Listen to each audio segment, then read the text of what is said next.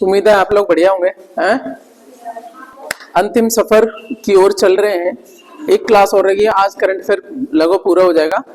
फिर उसका जो दिसंबर और जनवरी का रह गया है उसको मैं कल प्रोवाइड करवा दूंगा। उसके बाद में हम नई करंट अफेयर पढ़ेंगे, ठीक है ना।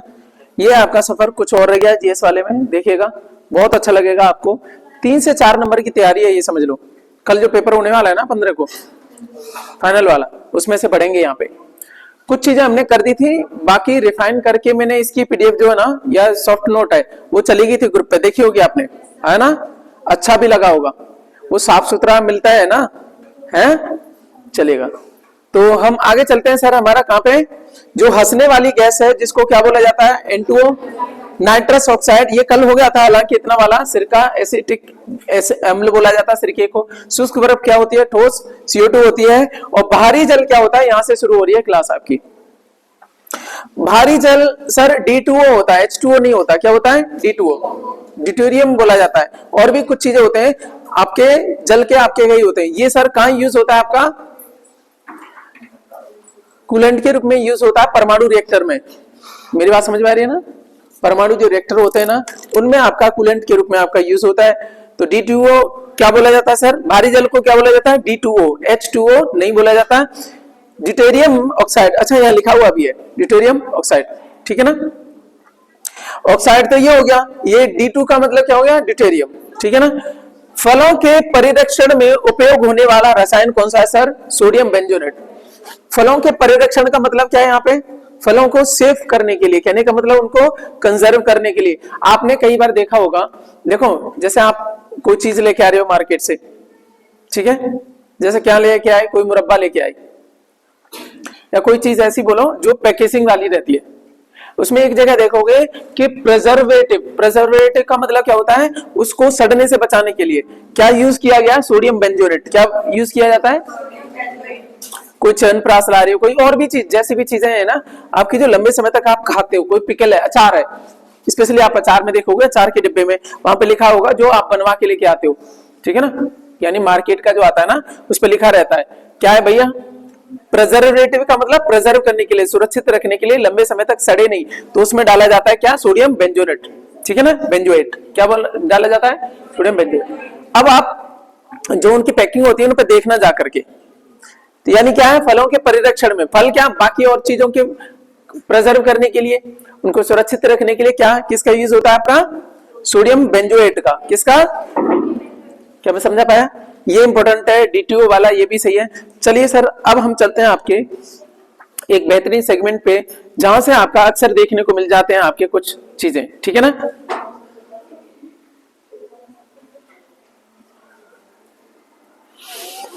तो हम लेके चलेंगे आपका इंडियन डांस। और अभी हमारे ये क्या है, शास्त्रीय डांस नहीं, अब हमारे जो अक्सर एग्जाम में देखने को मिलते हैं लावणी। कहां का है सर, आपका महाराष्ट्र का। शब्द जो है ना लावण्य से बना हुआ है। यहाँ पे आपके जो ना हस्त मुद्राएं बड़ी अच्छी रहती हैं, लावणी। तमाशा, ये दोनों ही कहां के सर, महाराष्ट्र के। क्यों तमाशा कर रहा हुआ है फालतू में, ये तमाशा असल में क्या है, लोक नृत्य है। लावणी और तमाशा दोनों ही कहां के सर, महाराष्ट्र के। गरबा खेलती हैं लेडीज, है ना। और डांडिया, डांडिया खेला जाता है, ये सर कहां का है आपका, गुजरात का। विदेशिया, जाट जाटिन, सर मैंने हाईलाइट किया है, पूछा जाता है अक्सर, जाट जाटिन कहां का है। और झुमरी, सर घूमर नहीं, झुमरी, शब्दों में ध्यान रखना। झुमरी कहां का है, झुमरी तलैया, ध्यान रखना, ठीक है ना। ये कहां है, बिहार के। सर कालबेलिया कहां का है, राजस्थान का। और घूमर, जो बड़े बड़े लहंगा पहन के घूमर डाली जाती है ना, ठीक है ना, घूमा जाता है, वहां से घूमर बनाए, ठीक है ना।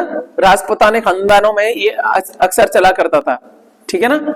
तो कालबेलिया और घूमर दोनों कहां के, राजस्थान के। यहाँ ऊपर वाले देखो, ये तो विदेशिया तो छोड़ो, जाट जाटिन और झुमरी दो ध्यान रखना, बिहार के। ऊपर वाले में गरबा डांडिया दोनों इंपॉर्टेंट है, तमाशा लावणी दोनों इंपॉर्टेंट है। सर ये है कमाल की, यहीं से तो अक्सर एग्जाम आ रहा है। चलो आगे देखो, गिद्दा और भांगड़ा। गिद्दा लेडीज करती हैं, गिद्दा पाउंड सबब नाल अड़ियावे, ऐसे करके रहता है, पंजाबी से 10 ध्यान, ठीक है ना, सुनिएगा। तो ये गिद्दा है कि भांगड़ा कौन करे, लड़के लोग करते हैं, ठीक है ना, टांग उठा उठा के, ठीक है। तो ये है सर पंजाब का। इनमें से गिद्दा कौन करती है? लड़कियां। एग्जाम में पूछा जाता है कई बार। पंजाब के क्षेत्र में लड़कियों द्वारा किया जाने वाला आपका नृत्य गिद्दा, क्योंकि सर उसने पंजाब शब्द बोल दिया, पंजाब के क्षेत्र में किए जाने वाला लड़कियों द्वारा, तो गिद्दा आंसर रहेगा। अब भांगड़ा नहीं रहेगा। लोग करेंगे क्या आपका तुरंत ही, वो पंजाब के क्षेत्र में डांस 2 ही शब्द याद रहेंगे, वो भांगड़ा माराएंगे, लेकिन उसने पूछा क्या? लड़कियों के द्वारा किए जाने वाला, तब वो भांगड़ा नहीं है सर, कौन सा है? गिद्दा। गिद्दा फीमेल्स करती है, ठीक है ना। यहीं पे आपका घूमर, कालबेलिया ऐसे करके पूछेगा। डांडिया कहाँ का है सर? गुजरात का। गरबा भी आपका कहाँ का है? गरबा आपके चलेगा।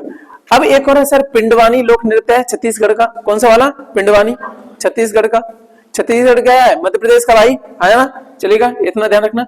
इनमें से जो चीज याद रखनी ये याद रह जाए ठीक, नहीं तो इसको जरूर याद रखना, सरहुल को, सरहुलिया, कई बार इसको राहुल नृत्य भी कह देते हैं, जो आपके एग्जाम में आया था, ये सरहुल या राहुल नृत्य, ठीक है ना। कहाँ का सर? छत्तीसगढ़ का। कुछ याद आया? जो 22 प्रैक्टिस में आया था ना, ये सरहुल या राहुल, राहुला, राहुला करके था ना, यही है तुम्हारा सरहुल, ये छत्तीसगढ़ का है। चरकुला सर इंपॉर्टेंट है, कहाँ का है सर? उत्तर प्रदेश का। इस पर मैं वापस लौटूंगा, ध्यान रखना। ये बागरुबा या बिहू असम का, स्पेशली ध्यान रखना, बिहू कहाँ का है? असम का। आगे चलिएगा, करगा या यक्षगान कहाँ का है? कर्नाटक का। करगा कर्नाटक, यक्षगान कर्नाटक, स्पेशली ध्यान रखना यक्षगान को। अब एक और ध्यान रखो, पुरुलिया, सरायकेला, मयूरभंज, ये यहाँ पे सब जगह छऊ होता है सर। पुरुलिया छऊ, और दूसरा हो गया राउरकेला छऊ, और तीसरा हो गया मयूरभंज छऊ। आपको क्या लगता है छऊ केवल एक जगह का है? फिर से सुनिएगा, छऊ कहाँ का है आपका? पुरुलिया छऊ। पुरुलिया कहाँ है सर? पश्चिम बंगाल में जगह है। और सरायकेला कहाँ है सर आपका? झारखंड में। सरायकेला एक ही है, एक ही एक प्रधान जी पाए, कोई बात नहीं। सुनो फिर से, पुरुलिया कहाँ है? पश्चिम बंगाल में जगह पड़ती है। और सरायकेला कहाँ है सर? आपकी झारखंड में। और आगे चलते हैं, मयूरभंज, ये कहाँ है सर? उड़ीसा में। मैंने लिंक भी कर दिया है जिससे आप कंफ्यूज ना हो। तो स्पेशली अब पूछा जाता है सर छऊ डांस कहाँ का है? तो एक आंसर रहे तो उड़ीसा। फिर से सुनो, छऊ डांस कहाँ का है? सारे दे दें, वैसे तो आपका ये सब सही है, पश्चिम बंगाल में भी है, झारखंड में भी है। और स्पेशली क्या है सर? मयूरभंज छऊ, सरायकेला छऊ। क्या मैं समझा पा रहा हूं? ये डिटेलें मिलती नहीं है आपको, यहाँ पर पूरी डिटेल दिया मैंने आपको। और स्पेशली बात करें छऊ केवल एक दे दे तो कहाँ का सर? उड़ीसा का। छऊ डांस कहाँ का है? उड़ीसा का। स्पेशली जगह है मयूरभंज, जहाँ पे आपका ये, अच्छा मयूरभंज में आपका वो भी है, लौ खदाने भी है। क्या हुआ? अच्छा अच्छा, द्रौपदी वो होंगी, उससे क्या है? हाँ हाँ हाँ हाँ हाँ, करंट अफेयर में था। मैं पहले ये तो बता लूं, मैं उस पे आने तो दो मुझे कि करंट अफेयर में नहीं, जो मयूरभंज को क्या बन गया आपका?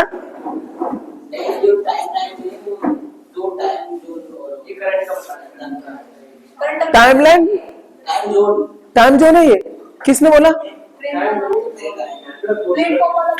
अरे टाइम मैगजीन ने क्या किया है, ये जो 2 साइट जो है ना उनको हाईलाइट किया है। टाइमलाइन नहीं है बच्चे, टाइम मैगजीन है वो, ठीक है ना। उन सिटीज में शामिल किया है, वो स्थलों में शामिल किया है। कौन सा है आपका? एक तो आपका मयूरभंज और दूसरा लद्दाख वाला। जो टाइम मैगजीन है ना वो चीजों को करती है, वो टाइमलाइन नहीं है, ठीक है। मैंने ही बेटा IMP लगाया था, क्यों दिमाग लगा रहा है मुझे नहीं पता। चलेगा, तो फिर से मैं बताऊं सर, मयूरभंज कहाँ पड़ता है आपका? उड़ीसा में पड़ता है। और यहीं का आपका फेमस है छऊ, पूछा जाता है, ठीक है ना। चलेगा, अब मैं वापस आऊंगा कहाँ पे सर? चरकुला नृत्य पे, यूपी वाले पे। ये है सर आपका चरकुला।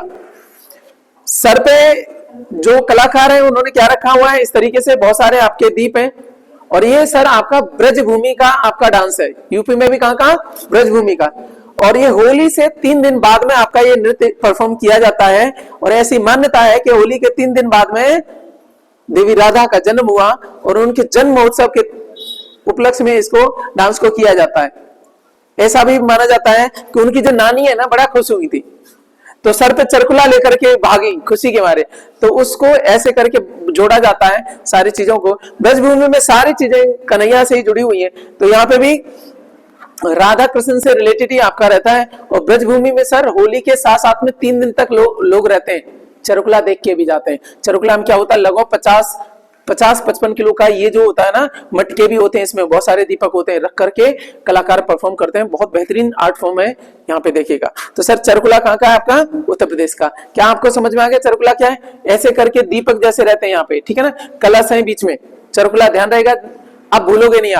आपने चित्र देख लिया, ऐसे क्या हो गया, आप भूलोगे नहीं, ठीक है ना। चरकुला कहाँ का सर, उत्तर प्रदेश का।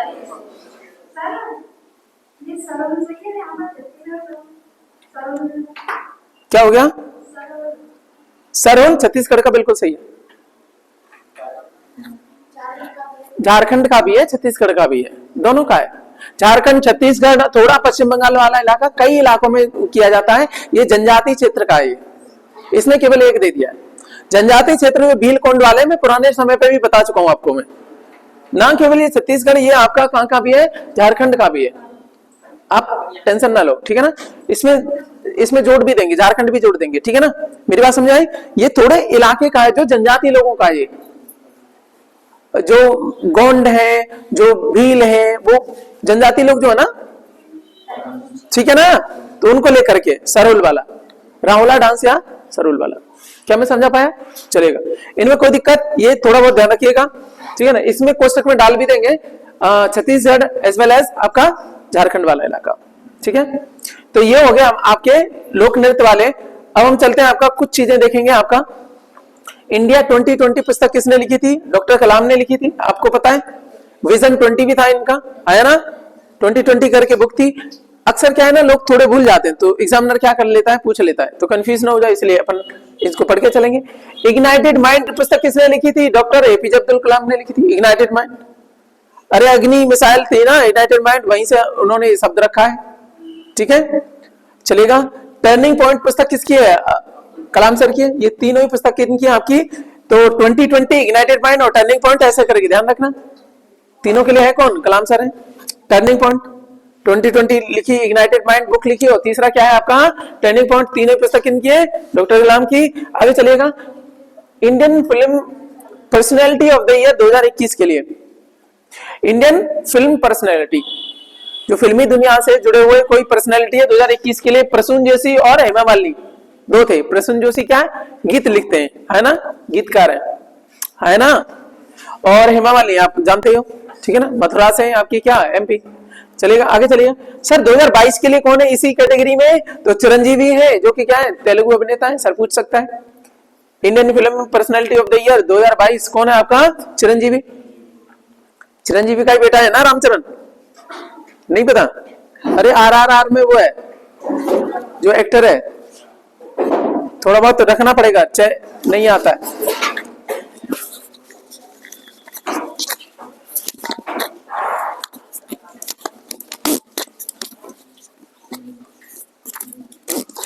अगला सुनिएगा सर, चलिएगा। मोस्ट अवेटेड ये वाला चैप्टर आपका, हमने कुछ लोकल डांस करे जहां उतने ही बहुत हैं, इससे ज्यादा हम नहीं पढ़ेंगे, ठीक है ना। अब पढ़ लेते हैं क्लासिकल वाले, classical dances of India. Sir जो शास्त्रीय नृत्य होते कौन से हैं? हम हिंदी में बात करें तो क्या है आपका? शास्त्रीय नृत्य। Classical dances dance forms recognized by the Sangeet Natak Academy and the ministry of culture. शास्त्रीय नृत्य होता है तो कौन सा होता है जिसको रिकॉग्निशन कौन देता है? आपका संगीत नाटक एकेडमी। ये ध्यान रखना, कोई भी नृत्य क्लासिकल या शास्त्रीय होगा उसको कौन आपका रिकॉग्नाइज करेगा? शास्त्रीय नृत्य का दर्जा कौन देता है? संगीत नाटक एकेडमी। कुछ और भी बढ़ने वाले हैं पर अभी हम चर्चा नहीं करेंगे, बड़े नहीं है, चर्चा की गई है, ठीक है ना। तो संगीत नाटक एकेडमी, और दूसरा क्या है? मिनिस्ट्री ऑफ कल्चर, ठीक है ना। तो इनमें देख लेते हैं। सबसे पहले चलेंगे, कथक कहाँ का है? उत्तर भारत का। कथक कहाँ का है? उत्तर भारत का। स्पेशली बात करेंगे यूपी और हल्का राजस्थान में भी रहता है, क्योंकि यूपी में आपके दो घराने हैं, लखनऊ घराना और बनारस घराना। और आपका इसमें राजस्थान में कौन सा है? जयपुर घराना। तो टेक्निकली हम कह सकते हैं कहाँ का है सर? उत्तर भारत का है। स्पेशली बात करें तो उत्तर प्रदेश का है, ठीक है ना। क्या मैं समझा पाया? आगे चलिएगा, कथकली कहाँ का है? केरल का। सर यूपी के मैप की मैं बात करूं, सीधा सीधा कहाँ टपक गए? वहां से मैं चला, ये मैप ध्यान रखना ब्रेन में, यहां से चला और सीधा कहां पहुंच गया? केरल। बीच में कोई नहीं है क्लासिकल डांस में। अपन क्या करेंगे पता है? इस तरीके से करेंगे, ये जो है ना साइकिल जो रहती है, ठीक है ना, ऐसे ही करेंगे। सबसे पहले चले हम कहां पे? उत्तर प्रदेश वाले इलाके में। यूपी का मैप अज्यूम कर, सॉरी इंडिया का मैप अज्यूम करिएगा ऐसे करके, ठीक है ना। सबसे पहले उत्तर भारत, कथक, सीधे आगे इस साइड से कहां पे? सीधे केरल में। दो मिलेंगे, कथकली और कथक से कथकली। तो मैंने वही क्रम रखा है जो मैंने आपको पढ़ाया है, ठीक है ना। तो कथकली और मोहिनी अट्टम दोनों कहां है आपके? केरल में। मोहिनी विस्मोहिनी वाला, अट्टम 8 दिन का त्योहार होता है इसलिए अट्टम बोल देते हैं, ठीक है ना। ठीक है, केरला में। उसके बाद में तुम केरल के पड़ोस में है सर तमिलनाडु, ठीक है ना, मैप के हिसाब से रखा है। उसमें क्या है? भरतनाट्यम। और ऊपर रहेगी क्या? आंध्र प्रदेश है तो कुचिपुड़ी, है ना, कुचिल्दीपुड़ी। वैसे करके ध्यान रखना। तुरंत ही क्या रहेगा? उड़ीसा। उड़ीसा में ओडिसी। ओडिसी कहां है सर आपका? उड़ीसा में। उड़ीसा के बाद में सीधा मणिपुर पहुंचो। मणिपुर में क्या है? मणिपुरी। और बच गया क्या? जो सत्रिया है वो कहां है आपका? सत्तरिया या सत्रिया एक ही बात है। कई जगह बोलोगे इसको सत्तरिया भी बोल देते हैं, या फिर क्या है? सत्रिया रहता है, वैसे तो यही है असम में, ठीक है ना। तो ये हो गए कितने सर है? इनकी संख्या कितनी है? 8 है। कितनी संख्या है? 8 है। इनको ध्यान रख लेना। 4 हो गए, 4 ये रहे, ठीक है ना। इस तरीके से हमने कर लिए। तो ये देखो आपका, सबसे पहले हम उठाएंगे क्या? कथक। कथक देखो कहां है आपका? ये रहा कथक। इसमें कुछ मुद्राएं होती हैं अलग अलग तरीके से, ठीक है ना। कथक जो नामकरण हुआ सर कथाकारों से, ठीक है ना। कथा जो है ना डांस के रूप में कही जाती थी और शब्द नहीं दिए जाते थे, आपको पहचान नहीं होती थी क्या चल रहा है, ठीक है ना। कथक हो गया। उसके बाद में कथकली देखो कहां है आपका? ये रहा। इसमें मुंह पे पेंट वेंट सी कर लेते हैं, ऐसे करके इनका रहता है रमदास साहब। सारी महाभारत वगैरह की सारी कहानियां इसमें रहती हैं, ठीक है ना। कथक के बाद में मोहिनीअट्टम देखो कहां है आपका? मोहिनीअट्टम आपका ये रहा। मोहिनीअट्टम विमेंस करती है, ये ध्यान रखिएगा, मोहिनीअट्टम, ठीक है ना। उसके बाद में सर आपका भरतनाट्यम। भरतनाट्यम आपका ये रहा आपका भरतनाट्यम। उसके बाद में आपका कुचिपुड़ी। कुचिपुड़ी कहीं दिख रहा है आपका? ये रहा कुचिपुड़ी। ये क्या मतलब ये कर रहा है? लॉन्च हो रही है। ओडिसी में क्या है आपका? ओडिसी ये रहा। ये तो और भी ज्यादा। अच्छा, इसमें त्रिभंग मुद्राएं भी होती हैं, इसमें ध्यान रखिएगा, त्रिभंग मुद्राएं भी होती हैं। ये एग्जाम में पूछा जाता है, त्रिभंग मुद्रा का संबंध किस डांस से सर आपका? ओडिसी से। किससे आपका? ओडिसी से। मेरे ध्यान रहेगा, त्रिभंग का मतलब 3 जगह से टूटा हुआ है। एग्जाम में पूछा गया है, पीसीएस वगैरह में भी पूछा गया है। त्रिभंग मुद्रा का संबंध किससे आपका? ओडिसी से। किससे? इसमें ऐसे करके रहता है, मैं नहीं बताने वाला, ठीक है। आगे चलिएगा आपका, फिर कुचिपुड़ी हो गया। कुचिपुड़ी कहां भाई? ये हो गया। ओडिसी भी हो गया। मणिपुरी के बारे में बात करेंगे। मणिपुरी देखो इस तरीके से मणिपुरी डांस है। और आपने देखा होगा कुछ दिन पहले जो रणदीप हुड्डा है, उन्हें जो शादी करी है ना, इसी फॉर्म में करी थी। देखा ना किसी ने? नहीं देखा है ना। तो मणिपुरी स्टाइल में करा है, क्योंकि उनकी मैडम जो है ना उसी साइड से, मणिपुर साइड से, ठीक है ना। उनमें जो है ना दूल्हा दुल्हन को देवताओं के रूप में वो किया जाता है। अलग अलग आर्ट फॉर्म है। तुम किस उसमें आपका मैरिज प्रपोजल लेना चाहते हो, ठीक है ना। तो बड़ा अच्छा लगा वो, उसमें सर पे पूरे मुकुट वुकुट से थे, बहुत सारा अच्छा खासा, ये देवियों की तरह सजाई गई थी। इसमें क्या है? मणिपुरी भी आपका कृष्ण लीला से संबंधित है, ठीक है ना। मणिपुरी का संबंध क्या है? जो कृष्ण की लीलाओं को, वो भी आपका भगवान कृष्ण से जुड़ा हुआ है, ध्यान रखना। आपको लगे मणिपुर में तो कुछ और है, ये भी आपका भगवान कृष्ण और उनकी बाल लीलाओं से जुड़ा हुआ है, मणिपुरी भी। उसके बाद में आ जाओ सर सत्रिया। सत्रिया डांस कहां सर? देखो सत्रिया ये वाला, ठीक है ना, आसाम में है। और सत्रिया डांस अपने आप में क्लासिकल है। और इसमें एक और चीज है, घरेलू काम काज करते हुए दिखाए जाएंगे डांस में, ठीक है ना। घरेलू जो जीवनचर्या है ना उसको दिखाया जाता है। बड़ा अच्छा डांस है, अच्छा लगेगा आपको। कभी डिटेल क्लास होती तो इसको दिखाता भी, हल्की हल्की क्लिप इनकी। बस इतना ही बहुत है हमारे एग्जाम के लिए, इनको ध्यान रखिएगा, ठीक है ना। ये आपको मिल जाएगी, ठीक चलेगा। सर हम आगे चलते हैं। आपका इंग्लिश चैनल तैरकर पार करने वाले भारतीय कौन है? आपके पहले भारतीय मेल सेन है, इंग्लिश चैनल। और आपको बता दें, ये फ्रांस दिख रहा है आपको, फ्रांस ऊपर, और ये इंग्लैंड। फ्रांस और इंग्लैंड के बीच में क्या है सर? आपका इंग्लिश चैनल है। फ्रांस और इंग्लैंड के बीच में क्या है? English channel. सर समुद्र का वो पतला रास्ता, उसको चैनल बोला जाता है, ठीक है ना, चलेगा। तो इसको पार किया किसने? आपके मेरसेन ने, पहले भारतीय हैं। अच्छा सर महिला भी कौन है? तो इसी चैनल को किसने, कौन सी महिला ने पार किया? आरती शाह ने। एग्जामिनर ने ये पूछ लिया है, कल की डेट में ये पूछ ले तो तो वो है आपके आरती साहा। आगे चलते हैं सर, आपका लूनी नदी का उद्गम कहाँ है सर? अरावली श्रृंखला में। लूनी नदी कहते हैं राजस्थान की जीवन रेखा नदियों में, ठीक है। तो राजस्थान में आपका वो निकलती है कहां से सर? अरावली पर्वत श्रृंखला से। खूब अच्छे खासी डिटेल मैंने बता दी है, ठीक है ना। अरावली से निकलती है, उसका उद्गम कहाँ है? अरावली पे कई चीजें बताई थी। एक सरस्वती रिवर भी है जो अरावली से निकलती है, पुष्कर वाले, पुष्कर आपके सागर से, हाँ है ना। चलो और भी चीजें। चलो गोदावरी नदी का उद्गम कहाँ है सर? त्र्यंबक पाड़ी नासिक में। ये गोदावरी है, ये त्र्यंबक पहाड़ियों से निकलती है यहाँ से। और नीचे कौन सी है सर गोदावरी के बाद में? कृष्णा। ये कृष्णा डेल्टा बनाती है, इसको ध्यान रखिएगा। ये वाला है ना, ये कृष्णा का है, ये गोदावरी का। गैया यहाँ पे, कन्हैया यहाँ पे, पहले गैया फिर कन्हैया। गोदावरी यहाँ पे, ये क्या है? ऊपर महानदी है यहाँ पे, उड़ीसा के साइड में महानदी, गोदावरी, कृष्णा, फिर कावेरी। कावेरी आपको बनाएगी यहाँ पे, ये रही कावेरी, ठीक है ना। कावेरी कर्नाटक और तमिलनाडु के बीच में आपका विवादास्पद रहती है, अक्सर एग्जाम में आता है। बार बार रिपीट करो इन चीजों को। गोदावरी का उद्गम कहां है सर? त्र्यंबक पहाड़ी, नासिक में पड़ता है, महाराष्ट्र वाले इलाके में। ये गोदावरी है, यहां से आएगी, यहाँ वाले इस वाले से, वेस्टर्न घाट से निकलती है। त्र्यंबक पहाड़ी किसका ऐसा है? पश्चिमी घाट का। पश्चिमी घाट क्या है? पर्वत श्रृंखला है। कोई क्वेश्चन डाउट? सब समझ में आ रहा है? कृष्णा नदी का उद्गम कहां है? महाबलेश्वर पहाड़ी में। कृष्णा, कृष्णा ये वाली महाबलेश्वर पहाड़ी, ठीक है ना। यहां से चलेगी आपका, इनका आपका कर्नाटक में पड़ता है, महाबलेश्वर पहाड़ी से। मैं एक बार करा चुका हूं पहले ही डिटेल वाले में, ठीक है ना। बाकी यहां देखिएगा। आगे चलते हैं सर, आपका धुआंधार वाटरफॉल। धुआंधार जलप्रपात कहां है सर? नर्मदा नदी पे पड़ता है, मध्य प्रदेश में पड़ता है, ठीक है, धुआंधार। उसके बाद में देखो एमपी का मैप, यहाँ पे आप इतना भी नहीं दिखा सकते। इंडिया का मैप कहाँ है?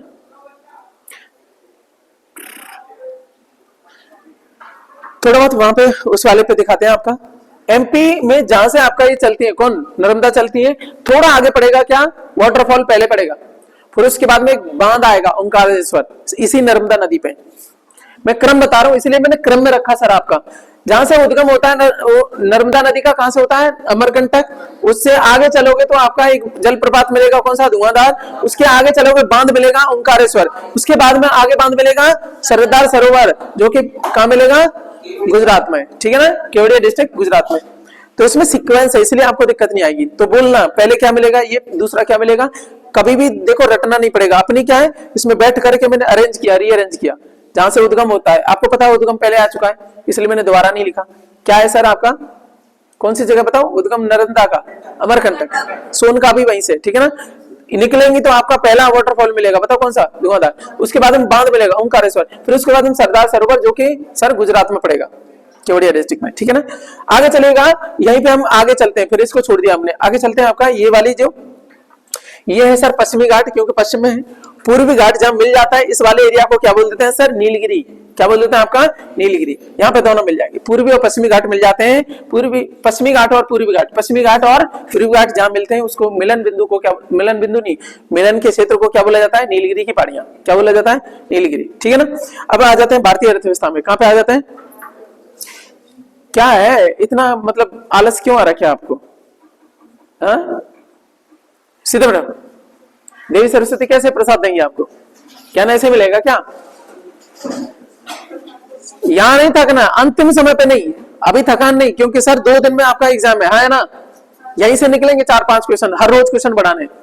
आपके मन के ऊपर है कि आप जोश में रहना चाहते हैं कि जो है ना बेहोशी में रहना चाहते हैं। जोश में या बेहोश में? जोश में रहना है तो आपके मन के ऊपर है। आप धीमे धीमे थकते जाओगे तो यही होगा। सोचो मूवी चल रही होती, बड़े खुश खुश देख रहे होते, अरे वाह इसने मारा गुस्सा, आप ऐसा लग रहा होता आप ही जा रहे हो गुस्से में, ठीक है सर। तो इधर आ जाओ। अब चलते हैं सर, भारतीय अर्थव्यवस्था का क्षेत्र होते हैं सर, प्राथमिक क्षेत्र में क्या क्या आता है, एग्जाम में आता है।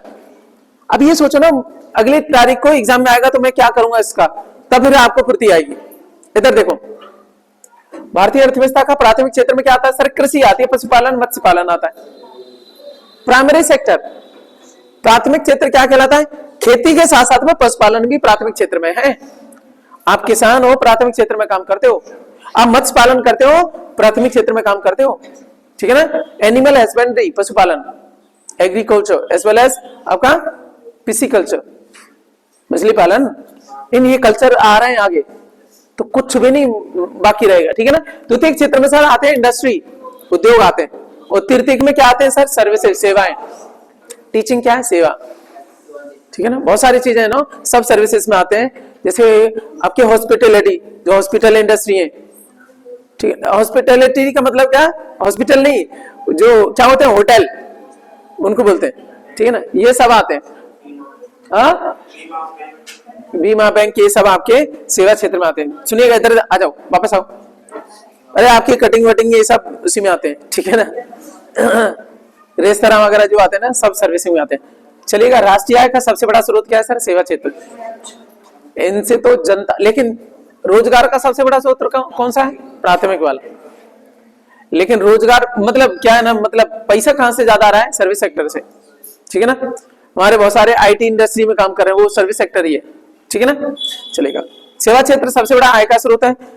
सर्वाधिक प्रच्छन्न बेरोजगारी कहां है सर, कौन से क्षेत्र में, प्राथमिक में। सर समझने की कोशिश करो, प्रच्छन्न का मतलब क्या हुआ, छिपी हुई, छिपी हुई बेरोजगारी। एक खेत है 10 बीघे, ठीक है ना, उस पे एक भैया भी काम कर सकता है, सुबह से लेके चल रहे खेत पे काम करना है। 5 और 10 जितने 10-20 भैया हैं, सारे के सारे 10 बीघे पे काम कर रहे हैं। इसका मतलब क्या है, प्रचंड बेरोजगारी। उनको लग रहा है कि हम रोजगार में हम खूब प्रयोग डाल के आए, कोई मतलब नहीं भाई। बाहर में, ऑस्ट्रेलिया जैसे देशों में एक व्यक्ति 100-100, 150 बीघों को काम कर लेता है मशीनों के यूज करके, है ना। वास्तव में रोजगार नहीं, ऐसा लगता है रोजगार कर रहे हैं, कहा कि खेत पे काम करके आए, ठीक है ना, लेकिन वास्तव में वो काम नहीं है। चलिए, प्राथमिक क्षेत्र में क्या है सर, प्रचंड बेरोजगारी, छिपी हुई बेरोजगारी। लोहे का सर्वश्रेष्ठ प्रकार कौन सा होता है, मैग्नेटाइट। कौन सा होता है, ये ध्यान रखना। अच्छा यहीं पे बात बताओ, लोहे का सबसे अच्छा कौन सा होता है प्रकार, एंथ्रेसाइट। यहाँ क्या है, मैग्नेटाइट। मैग्नेटिक, जिस लोहे से मैग्नेट बनाई जाती है, एक्चुअली बेस्ट वही रहता है, कौन सा वाला, मैग्नेटाइट, ठीक है ना। ज्यादा उत्तम क्वालिटी का होता है मैग्नेटाइट वाला। लेकिन भारत में मैग्नेटाइट ज्यादा नहीं मिलता। भारत में कौन सा मिलता है सर, हेमेटाइट। कौन सा मिलता है, याद रहेगा, हिंदुस्तान में हेमेटाइट। कुछ लिंक कर लो, आया ना। अरे मैग्नेटाइट बेस्ट है, लेकिन हमारे यहाँ नहीं मिलता। जो बड़े आपके उपकरण बनते हैं ना अच्छे अच्छे वाले, वो मैग्नेटाइट के अच्छे होते हैं। जापान वगैरह में छपाया जाता है, चलेगा। लेकिन जापान फिर भी हमारे यहाँ से आपका आयरन को मंगाता है, हम लोग साफ सुफ करके भेजते हैं, वो मशीनें वगैरह के बना के हमें दे देता है, बड़ा चालाक आदमी। कोई चीज 10 या 20 रुपए किलो खरीदी, उसको देगा हजारों के हिसाब से, चालू आदमी ये लोग। सर भारत में कौन सा पाया जाता है सबसे ज्यादा, हेमेटाइट। भारत के प्रमुख लौह अयस्क क्षेत्र कौन से हैं या खदानें कौन सी है सर, सबसे पहले हम बात करेंगे सिंह भूमि। कहां पड़ती है, अच्छा सिंह भूमि में भी कौन सा है, नोआमुंडी। नोआमुंडी, नोआमुंडी आपका किसका, झारखंड का सबसे बड़ी खदान है नोआमुंडी, झारखंड की। कहां पड़ती है, सिंह भूमि में, जिला है सिंह भूमि। अब आ जाते हैं, कुछ चीजें करते हैं, क्योंकि सुबह मैं आपके लिए रिसर्च करके लाया हूं। ये जो एरिया पड़ता है सर आपका, देखिएगा इधर क्या है सर, उड़ीसा, ये वाला दिख रहा है, इधर वेस्ट बंगाल है, ऊपर क्या है, झारखंड, और ये क्या है सर आपका पूरा छत्तीसगढ़। कोई दिक्कत दिख रहा है। तो पहले हम बात करेंगे किसकी, तो इसने बोला क्या, सिंह भूमि। कौन सा बोला, सिंह भूमि। सिंह भूमि सर आपका पूर्वी सिंह भूमि, ये वेस्ट बंगाल के पास में, यहाँ पे पूर्वी सिंह भूमि, और ये आपका झारखंड में ही पड़ता है। कहां पे आपका, यहाँ पे पश्चिमी सिंह भूमि, इस तरीके से, ये रे पश्चिमी और ये वाली पूर्वी। थोड़ा बहुत दिख रहा हो दूर से, मेरे को तो कमी दिख रहा है वहां से। हाँ दिख रहा है आपको, दिख रहा है। देखो ये वाला एरिया है, ये पूर्वी सिंह भूमि है, ये पश्चिमी वाली है, पहले हुआ करती थी। ये कहां पड़ती है सर आपके, झारखंड में। इन्होंने गलत दे रखा था, पहले छत्तीसगढ़ कर रखा था, लेकिन नहीं है, गलत है वो। ये क्या है, झारखंड में, प्रॉपर रिसर्च के साथ में। और इसमें भी सिंह भूमि में कौन सा है, नोआमुंडी आपका बड़ी खदान है राज्य की। दूसरा सर बेलाडीला, लेके आ जाओ, कहां पे, बेलाडीला, यहाँ पे पड़ेगा, छत्तीसगढ़ है ना, लास्ट में आ जाओ, यहाँ पे है पहाड़ियां कुछ, बेलाडीला यहाँ पे पड़ता है। मेरी बात समझ आ गई, कहां पे, इस वाले इलाके में, ठीक है, चलेगा। अब आ जाओ मयूरभंज, उड़ीसा वाला मयूरभंज, यहाँ पड़ोस में ही पड़ता है, यहाँ पे मयूरभंज इस वाले इलाके में पड़ेगा, ठीक है ना। जहां पे आपका क्या है, सिंह भूमि के पड़ोस में ही है मयूरभंज, ठीक है ना, इस वाले इलाके में ही है। मेरी बात समझ में आ रही है ना, उड़ीसा के में। ये पड़ोसी क्षेत्र है। और आपको बता दें ये क्या है, झारखंड वाला, झारखंड। और ये जो एरिया देखोगे कौन सा है, प्लेटू के हिसाब से बताओ, छोटा नागपुर प्लेटू, सही है ना। तो इसीलिए वहां लॉयस भी पाए जाएंगे, वहां कोयला भी पाया जाएगा, बहुत सारी चीजों के लिए, खनिज संसाधनों के लिए इंपॉर्टेंट है। क्या मैं समझा पाया, बस इतना ध्यान रखना। तो सिंह भूमि, बेलाडीला छत्तीसगढ़ वाला, और मयूरभंज उड़ीसा वाला आपको पता ही है, ये याद हो गया आपको, ठीक है।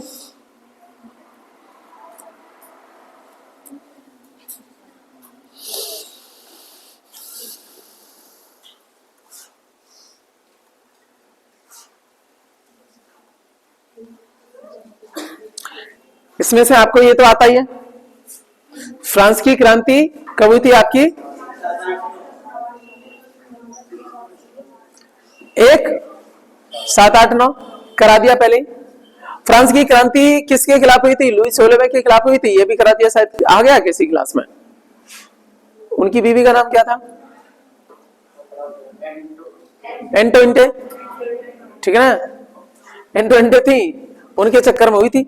सर वहां का नारा क्या निकल के आया, समानता, स्वतंत्रता और बंधुत्व, जो हमने क्या प्रस्तावना में है कि नहीं है, ये जो टर्म है कहां से, फ्रांस की क्रांति से निकले थे। एक और आगे अगली क्रांति देखिएगा, बोल्शेविक क्रांति, कौन सी वाली, या उसी को रूसी क्रांति भी कह देते हैं। क्या कह देते हैं, कब हुई थी, 1917 में। 1917 में कौन सी क्रांति है, रूसी क्रांति। इसका लीडर कौन था, लेनिन, ठीक है ना। कार्ल मार्क्स के बाद में दूसरा किसको माना जाता है, लेनिन को। लेनिनवाद यहां से शुरू हुआ, हालांकि चले चंटारे किसके हैं, कार्ल मार्क्स के ही, कम्युनिस्ट है ये, ठीक है ना। तो लेनिनवाद वहां पे, ठीक। तो रूसी क्रांति हुई। अच्छा ये बताओ, जो फ्रांसीसी क्रांति है उसका नेता कौन था, बताओ, नेपोलियन। बाद में बात अलग है कि नेपोलियन के चक्कर में फिर जनता पड़ गई थी, फिर वो कम तानाशाही रहा, फिर उसके बाद में फिर तो आपका क्या डेमोक्रेसी हो गई थी, ठीक। तो ये हुआ, तो 1917 में हुई आपकी। अच्छा ये 1700 में हुई, फ्रांस की क्रांति बहुत पहले हुई है। ये क्या है यार, अभी हुई है कुछ दिन पहले, या गांधी जी आ गए। रूस में क्रांति हो रही है, सुनो लिंक करो, रूस में हो रही है रूसी क्रांति, हमारे यहाँ क्या हो रहा है, चंपारण। क्या याद रहेगा, चंपा रूस गई, चंपा रूट नहीं गई, ठीक है। चंपारण हो रहा है हमारे यहाँ पे। अरे सर जानबूझ के लिंक कर दिया, अब सॉलिड हो गया। ऐसा होता है कि जब तक आप ब्रेन में जो धागे बुन लेते हो ना, वो हमेशा के लिए रहते हैं। आपने काम कर लिया ना, आपने लिंक कर लिया सर। 17 में आपका हो रहा है। चलो आगे चलते हैं, थोड़ा बहुत देखते हैं आपका क्या है, बढ़ेगा कुटे होगा।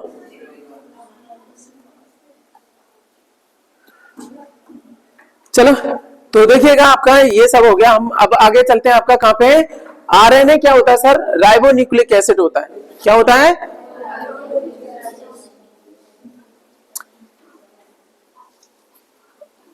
Ribose nucleic acid. और फिर क्या होता है सर आपका, डीएनए क्या होता है, डीऑक्सी राइबोज न्यूक्लिक एसिड, जिसको हम क्या बोलते हैं, डीएनए। सर इसमें शर्करा कौन सी पाई जाती है, हाँ, इसको कभी कभी पेंटोस शर्करा भी बोल देते हैं। क्या बोल देते हैं, कुछ लोग जो है ना नमूने देखेंगे उसमें कुछ और उसको काट देंगे, पर आप यही मारना, अपन चैलेंज कर सकते हैं इसको, ठीक है ना। बहुत रिसर्च हो चुकी है, उसके बाद में पेंटोस शर्करा है, ठीक है ना, जिसमें आपका C5 होता है, कार्बन के 5 होते हैं ना, इसलिए बाद में कभी डिस्कस करेंगे क्या है। लेकिन डीएनए क्या होता है, डीऑक्सी राइबोस न्यूक्लिक एसिड। इसमें ये क्या है सर, शुगर ही है, डीऑक्सी राइबोस जो है ना, राइबोस शुगर, पेंटोस शर्करा बोला जाता है, ठीक है ना। चलेगा आगे चलेगा, ये क्या है, डीएनए क्या है सर आपका, न्यूक्लियोटाइड का बहुलक है। याद रख लेना, डीएनए का डबल हेलिक्स मॉडल किसने आपका प्रपोज किया था सर, वाटसन और क्रिक ने। डीएनए में आपका हेलिकल्स कितने होते हैं, 2 होते हैं। क्या मैं दिखा पाता आपको, शायद आपके नोट्स में आ जाएगा यहाँ पे डीएनए आरएनए, ठीक है ना। आरएनए सिंगल हेलिकल्स होता है, ऐसे आपके उलझे हुए रहते हैं ना, ये सिंगल होते हैं आरएनए वाले, लेकिन डबल डबल लेयर में होते हैं। कौन आपके इस तरीके से, कौन डीएनए वाला, डबल हेलिकल्स होते हैं, हेलिकल्स, ठीक है ना। तो हेलिक्स मॉडल जो है ना डबल वाला, वाटसन और क्रिक ने आपका वो करा था। अब कर लेते हैं इनमें सर नाइट्रोजन जो क्षार होते हैं, नाइट्रोजन बेस जो होते हैं ना, उनके बारे में बात कर लेते हैं। सुधा इधर देखिएगा, डीएनए में क्या होता है सर, एडेनिन, ग्वानिन, साइटोसिन और थायमिन। एटीजीसी है ना, ए से जुड़ेगा क्या आपका थायमिन, उसके बाद में ग्वानिन से आपका साइटोसिन। इसको फिर मैं चेंज कर दूंगा आपके लिए सेटिंग बना करके। अच्छा एयूजीसी फिर हो जाएगा, फिर वो उसमें यूरेसिल आ जाता थायमिन की जगह पे, क्या हो जाएगा सर, ये तो सेम ही है ना, एटीजीसी होता है ना, एडेनिन के साथ में थायमिन जुड़ता है। भाई जो होशियार बच्चा है ना वो ध्यान रखेगा, क्योंकि अक्सर एग्जाम में आता है, उसको एग्जाम दिखेगा, उसको आलस नहीं दिखेगा अभी भी, क्योंकि पेपर वाले दिन हालत खराब हो जाएगी, दूसरे दिन जो घर परिवार वाले डांटेंगे ना तब पता पड़ेगी। तो बी अवेयर अबाउट दिस, ठीक है ना। इधर देख लो, अपना ध्यान रखो। तो क्या है एटीजीसी, और टी हटा करके एयूजीसी, यूरेसिल आ जाता है आरएनए में, बस इतना ध्यान रखना। बाकी दोनों सारी चीजें सेम रहती हैं, केवल ध्यान रखना डीएनए में थायमिन रहता है और आरएनए में यूरेसिल एक्स्ट्रा रहता है ना, अलग रहता है। दोनों की आपकी सेम हमने बात कर ली। नाइट्रोजन क्षार, नाइट्रोजन बेस पेयर कैसे रहते हैं। अब चलते हैं सर थोड़ा हिस्ट्री की तरफ। जानबूझ के ये जो है ना एकदम से साइंस नहीं रखी, एकदम से वो नहीं रखा, नहीं तो तुम्हारा ध्यान जो है ना गड़बड़ हो जाता है, सही है ना। चलो, असहयोग आंदोलन आपका 1920 से लेकर के 1922 में, 5 फरवरी 1922 को क्या हो गया था, चौरी चौरा, है ना। इसके चक्कर में आपके 12 फरवरी को गांधी जी ने आपका बंद कर दिया। तो ये आपका इसके 100 साल हुए 2022 में, 22, 23, 24 अभी निकल के गया ना, तो कभी पूछा जा सकता है। एनसीएम के समय भारत के वायसराय कौन थे, लॉर्ड चैम्सफोर्ड। कौन थे आपके, चैम्सफोर्ड। अच्छा आपको एक और बात बताऊं, ये बताओ असहयोग आंदोलन का जो प्रस्ताव है किस आंदोलन में पास हुआ था, बताओ जल्दी से। सर किस उसमें, कांग्रेस की मीटिंग में, सम्मेलन में, नागपुर वाले में 1920 में हुआ है ना। नहीं यार, कल परसों पढ़ाई यार, ऐसे मत करो। चलो, किस महापुरुष को लाइट ऑफ एशिया कहा जाता है, महात्मा बुद्ध को। एशिया की ज्योतिपुंज, एशिया का ज्योतिपुंज।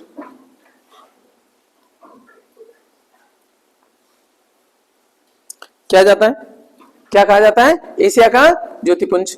अब दिख रहा है, महात्मा बुद्ध को कहा जाता है। सर यहीं से एक और चीजें चलते हैं, यहीं से मिलती जुलती चीजें। लाइट ऑफ एशिया एक पुस्तक लिखी है जयराम रमेश ने, कांग्रेस के बड़े नेता रहे, ठीक है ना। एनवायरमेंट मिनिस्ट्री भी संभाली है इन्होंने। पहला विश्व धर्म सम्मेलन हुआ था 1993 में, शिकागो में हुआ था, यहीं गए थे हमारे विवेकानंद जी। कौन गए थे, विवेकानंद जी। आगे चलिएगा, सबसे बड़ी अर्थव्यवस्था कौन है सर आपका, यहाँ पे आपको अच्छा लगेगा, बहुत सारा कंसेप्ट हम पढ़ाएंगे यहाँ पे। तो सबसे बड़ी अर्थव्यवस्था भारत बन गया है सर, सॉरी सबसे बड़ी अर्थव्यवस्था भारत ब्रिटेन को पछाड़कर 5वें स्थान पर आ गया। फिर से सुनिएगा, सबसे बड़ी अर्थव्यवस्थाओं के मामले में, इसकी भाषा थोड़ी सुधार दूंगा अभी, ठीक है ना। दुनिया की जितनी अर्थव्यवस्थाएं, उनकी अर्थव्यवस्थाओं में आपका 5वें नंबर पे आ गया है कौन, भारत। पहले 6ठे नंबर पे था, ब्रिटेन को पछाड़ करके हम 5वें नंबर पे आ गए, ऐसे क्वेश्चन रहेगा। इसको सुधार दूंगा अभी, मैंने ध्यान नहीं दिया, ठीक है ना। पहले मैं बता दे रहा हूं, ये जो है ना आपका मैप बना हुआ है, कौन किसके पास में, यूएस डॉलर आपका ट्रिलियन में है। कितने ट्रिलियन डॉलर की आपकी इकोनॉमी है सर, मैं बता दूं, सबसे कम ये 10वें नंबर पे है कौन, कनाडा 2.12, ठीक है ना, यहाँ ठीक है चलेगा।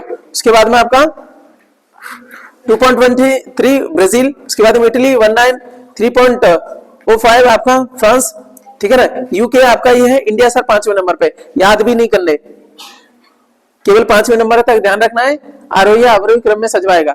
तो इंडिया से पहले कौन सा है, इंडिया से पहले जापान है। जापान कितनी दूर है सर इंडिया से, ज्यादा दूर नहीं है, 4.23 है। इंडिया का कितना है आपका, 3.73, 373, ठीक है ना।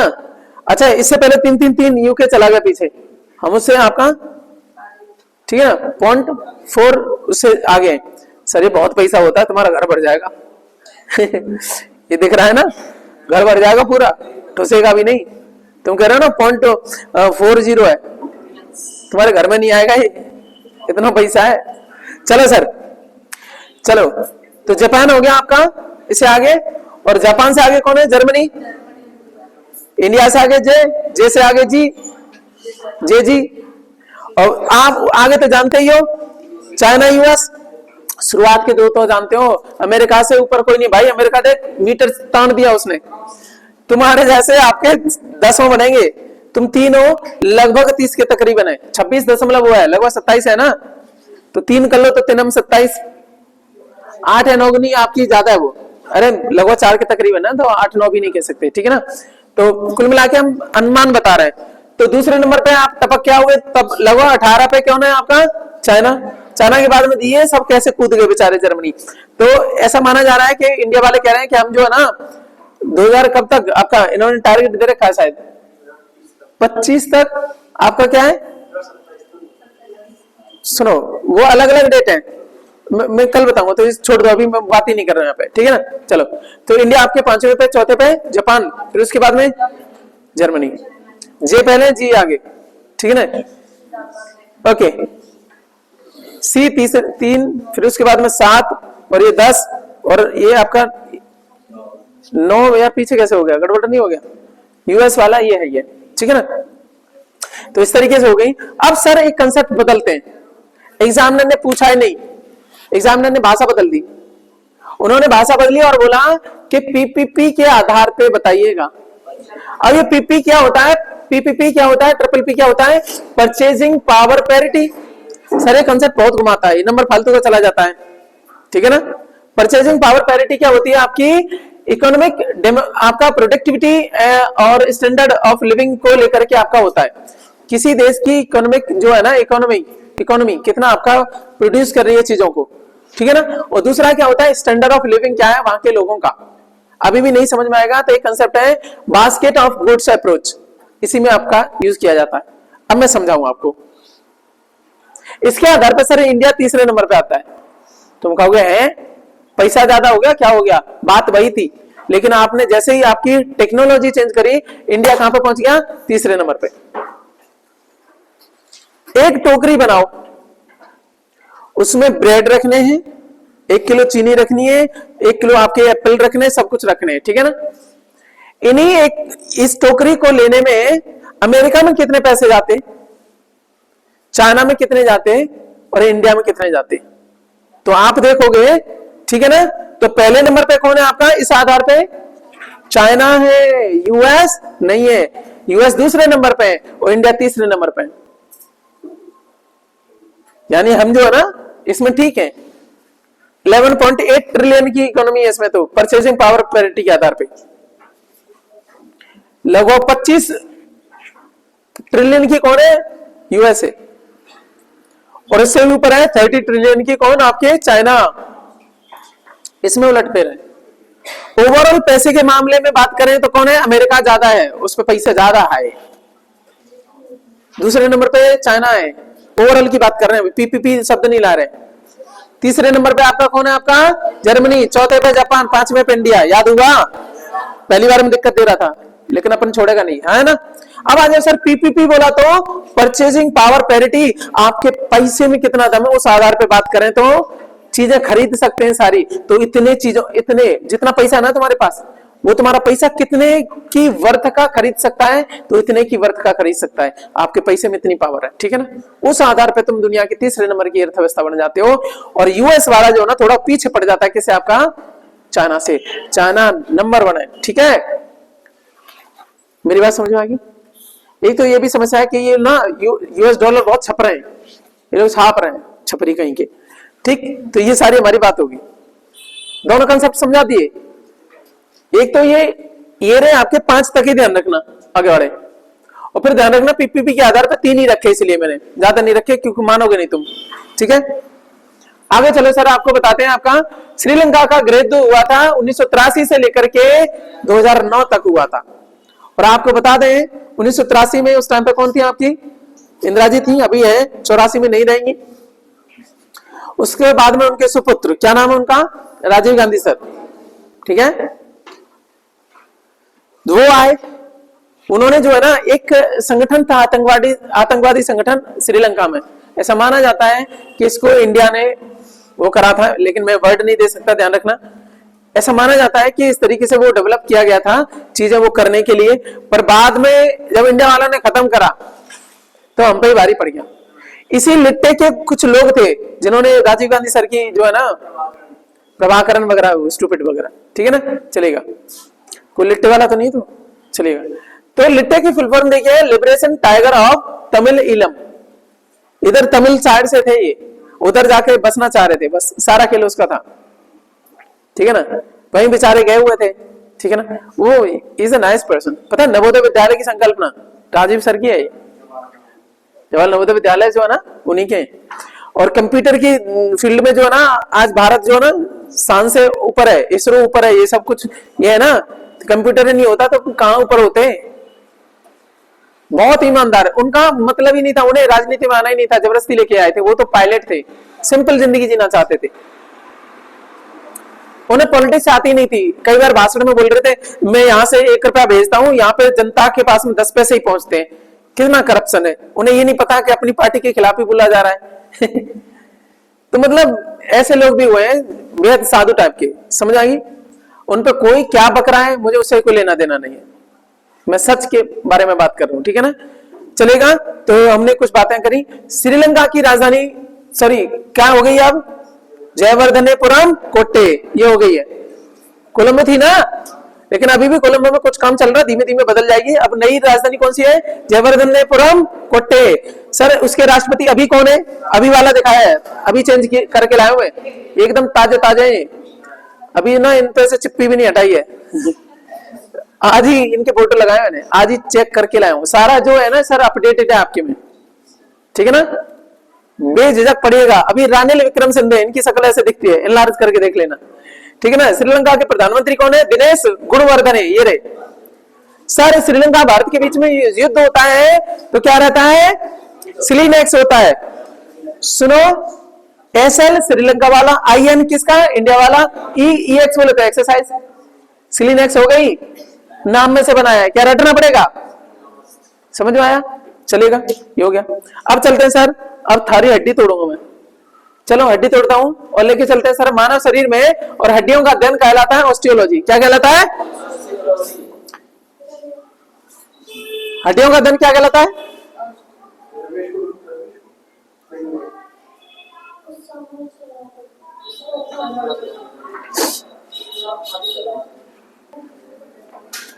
नहीं असल में क्या है ना, मौसम चेंज हो रहा है ना, तो आपको संभल के रहना पड़ेगा, क्योंकि इस टाइम पे बॉडी जो है ना पूरा ध्यान किस पे रहता है, गर्मी सी। अब ने इसने पहली बार महसूस करी है गर्मी, तो उसका ध्यान उधर है, रिलैक्स होगी। इसी टाइम पे बैक्टीरिया वायरस बहुत पैदा भी होंगे, अनुकूल माहौल होता है ना।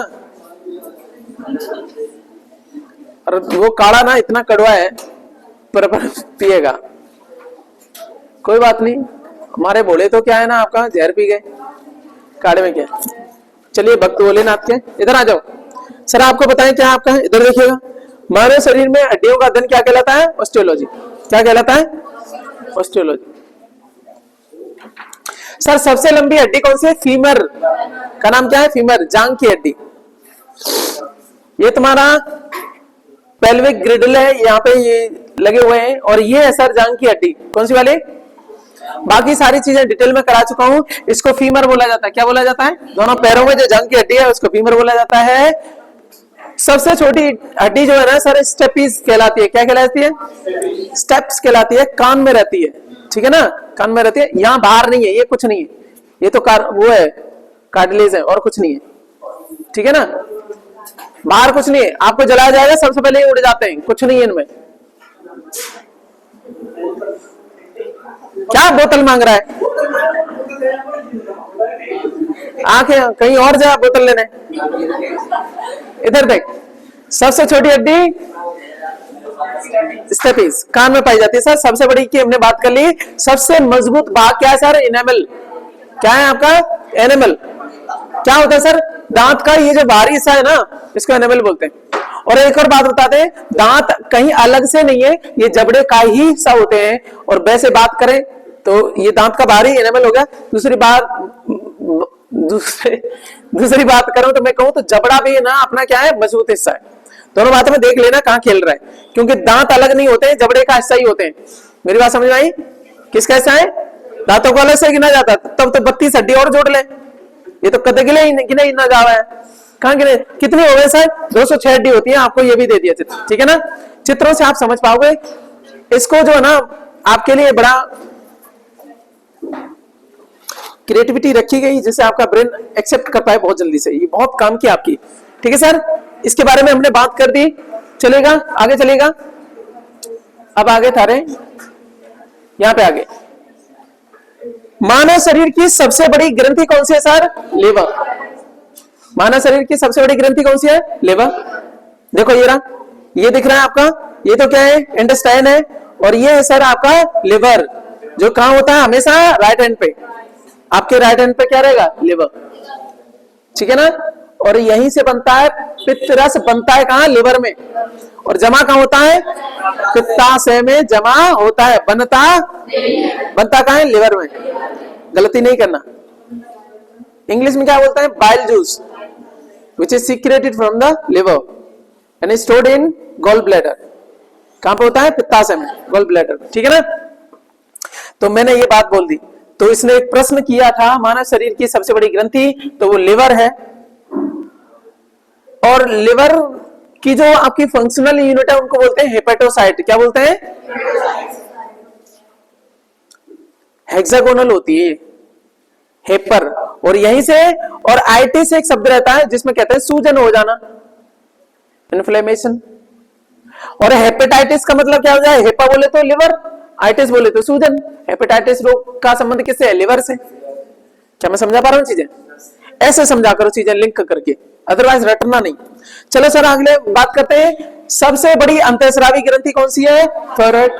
अब सर खेल क्या हो गया? दो तरह की ग्रंथियां होती है मानव शरीर में, अंतःस्रावी और बहिस्रावी। बहिस्रावी होती है, वो उनसे क्या निकलता है सर? आपका एंजाइम। क्या निकलते हैं? और जो अंतःस्रावी है वो क्या निकालती है?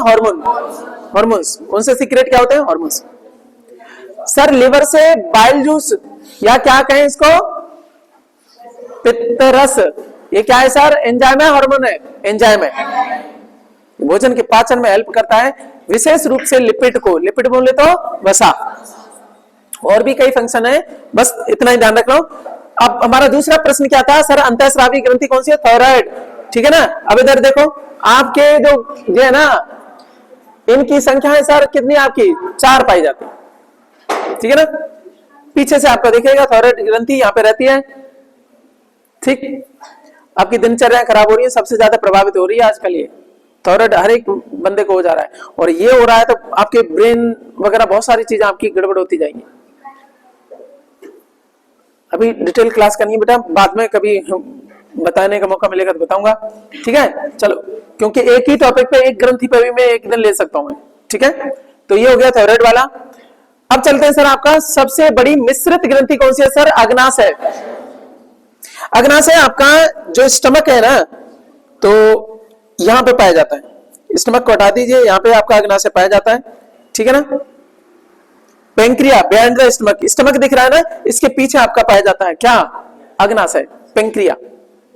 अब सर इसको क्या बोला इसने? मिश्रित ग्रंथि। ये अंतःस्रावी भी है और बहिस्रावी भी है। और ये आपका क्या करती है? आपकी पाचक रस अर्थात एंजाइम को भी रिलीज करती है और हार्मोन को भी। सर इसका पाचक रस क्या है या एंजाइम क्या है? पेंक्रियाटिक जूस, अग्नाशयी रस। ठीक है ना। इसमें से हार्मोन कौन सा है सर? इंसुलिन। इंसुलिन का निर्माण कहां होता है? अग्नाशय। सर अग्नाशय में कौन से हिस्से में? Islet of Langerhans. Islet of Langerhans, beta cells होती हैं उसमें। ठीक है ना। अल्फा नहीं, बीटा सेल्स। ठीक है ना। उसी में जगह जगह आपके आइलेट पाए जाते हैं, जहां से आपका क्या निकलता है? आपका इंसुलिन का स्रावण होता है। और इंसुलिन सर आपका हार्मोन है जो ब्लड स्ट्रीम में शामिल होकर के आपका क्या करता है? पूरे शरीर में जाता है। हार्मोन जो है ना आपका नलिकाओं से नहीं बहते। Thank you. उनका स्रावण कहां से होता है? सीधा रक्त के जरिए होता है। ठीक है।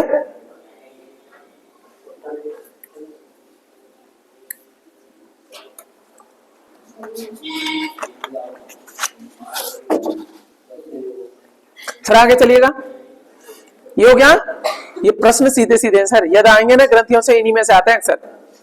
अच्छा ये मान लीजिए इनसे बाहर आ गया, तो इनके बारे में तो जानकारी है ना, ऑप्शन में तो काट दोगे ना। आप कॉन्फिडेंट रहो ना, आपको इतनी जानकारी होनी चाहिए, उस ज्ञान से मैं ऑप्शन में काट दूं, मैं सही तक तो पहुंच जाओगे, ठीक है ना। अच्छा सर, तीसरी एक और ग्रंथि है सर, पीनियल ग्रंथि, जिसको जैविक घड़ी के रूप में जाना जाता है, बायोलॉजिकल क्लॉक। दूसरा कौन है वो, कौन व्यवहार करती है सर, पीनियल ग्रंथि। पीनियल ग्लैंड आपकी यहां पे पाई जाती है छाती में, ठीक है ना। कहते हैं जैसे आप 15-16 साल के बाद में बड़े हो जाते हो, पीनियल ग्रंथि आपकी काम करना धीमे धीमे कम कर देती है। पीनियल ग्लैंड कहते हैं छोटे बच्चों में ज्यादा होती है, इसे नींद खूब अच्छी आती है, ठीक है ना। और बच्चों को आपका बहुत सारी प्रोटीन का निर्माण खुद कर देती है, इसलिए बच्चे देखे होंगे खेल रहे हैं तो खेलते ही जा रहे हैं, उन्हें भूख नींद की टेंशन नहीं है, आधा काम कर देती है। लेकिन आपके लगभग 15 साल से ऊपर आप भूखे रहोगे तो बहुत नुकसान करोगे शरीर का। जरूरत से ज्यादा आपके लिए सर व्रत वगैरह होते ही नहीं है, ज्यादा एक छाक का कर सकते हो। जो लोग ये करते हैं ना लौंग वाले, सर बर्बाद होंगे आप एक दिन का 2 दिन का चलता है सर, क्योंकि आपके लिवर में उतना आपका एनर्जी रहती है, ग्लूकोज जो ना ग्लाइकोजन के रूप में जमा रहता है लिवर में, इसलिए जिगरे को क्या देता है जिगराते में, जिगरा का मतलब एनर्जी।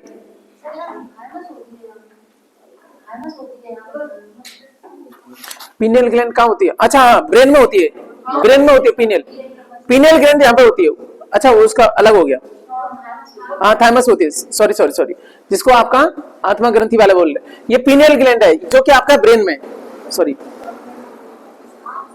सही है। मैं जिसके बारे में डिटेल कर रहा हूँ वो आपकी थाइमस वाली है, जो कि आपके 15 साल के बाद में खत्म हो जाती है।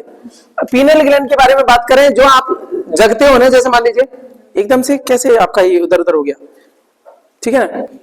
तो थाइमस के बारे में बता रहा हूं, जबकि पीनियल का मतलब क्या है, बायोलॉजिकल क्लॉक। अब चलो वापस आ जाते हैं, इसमें क्या है, पीनियल का मतलब क्या है, यदि आप जो है ना 4-5 दिन तक 3 बजे तक जग रहे हो, तो 7वें 8वें दिन आपको अलार्म लगाने की जरूरत नहीं, उसी टाइम पे आपकी आंख खुल जाएगी। इसको कहते हैं आपका बायोलॉजिकल क्लॉक। आप रोज खाना 10 बजे खाते हो तो अगले दिन भी भूख उसी टाइम पे लग जाएगी, और वहां पे भी आप जाते हो इतने बजे, कितने भी बजे जाते हो उतनी टाइम पे आपको लग जाएगी। ये सारा सिस्टम बना के रखती है कौन, आपकी, समझ रहे हो ना।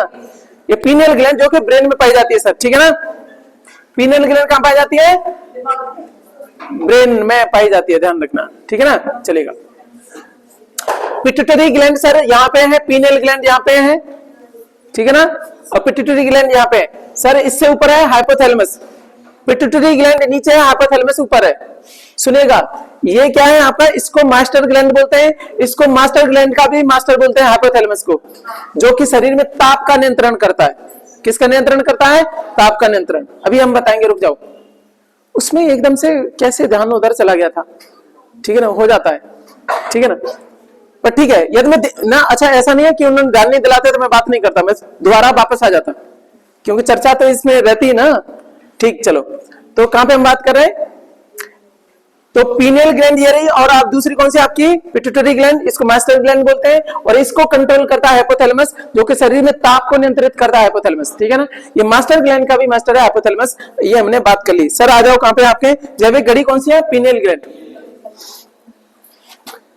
सबसे छोटी ग्रंथि आपकी कौन सी, आपकी पीनियल, कौन सी आपकी, ये आपकी, ये नहीं है, पिट्यूटरी नहीं है, पीनियल है ना।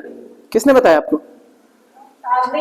अच्छा पढ़ा दिया है, तब ठीक है, तब तो अच्छी बात है।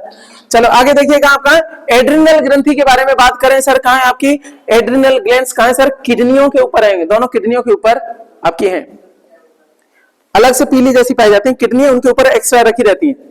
जैसे राजमा देखोगे, राजमा के ऊपर जो बीज जैसा रहता है एक्स्ट्रा सा, तो ये आपकी आपका एड्रिनल ग्रंथि, और यहीं से आपका एक हार्मोन, लड़ो या भागो वाला हार्मोन एड्रीनेलिन, ये ग्रंथि नहीं, यहां से हार्मोन निकलता है एड्रीनेलिन, बोलो, इसको सुधारना पड़ेगा। उस हार्मोन को बोला जाता है लड़ो या भागो वाला हार्मोन। थोड़ा डिटेल कर दूंगा इसमें, ठीक है ना, कोई दिक्कत नहीं। फाइट और फ्लाइट हार्मोन कौन सा है, एड्रीनेलिन, जो कि एड्रिनल ग्रंथि से ही आपका स्रावित होता है, ठीक है। चलो आगे चलिएगा, हाइपोथैलेमस ग्रंथि क्या है सर, इसका काम क्या है सर, ताप नियंत्रण, इनके काम वगैरह भी साथ में कर रहे हैं। हाइपोथैलेमस सर ब्रेन में ये हिस्सा पाया जाता है, ताप नियंत्रण का काम है। मास्टर ग्रंथि पीयूष ग्रंथि, मास्टर ग्रंथि बोला जाता है इसको, पीयूष ग्रंथि को, ठीक है ना। अमृत ग्रंथि, पिट्यूटरी ग्लैंड। और पीयूष माने अमृत, पीयूष सुधा अमी ऐसे करके रहता है कि नहीं, तो उसको कह देगा अमृत ग्रंथि छांटी है। अबे कुछ नहीं, वो किसकी बात कर रहा है, पीयूष ग्रंथि की, मास्टर ग्लैंड की। आगे चलो, मास्टर ऑफ मास्टर ग्रंथि कौन है, मास्टर ग्रंथि कौन है, पीयूष, और इसका भी मास्टर कौन है, हाइपोथैलेमस। तो आंसर क्या है, हाइपोथैलेमस। इसके ऊपर क्या है, हाइपोथैलेमस। मैंने सारी बातें बता दी, ठीक है ना। और सारी ग्लैंड भी पाई जाती है, पेंक्रिया हो गया, एड्रिनल ग्लैंड हो गया, ये हो गया, ओवरीज और आपका टेस्टिस, मेंस वगैरह में ये सारी चीज होगी, ठीक है ना।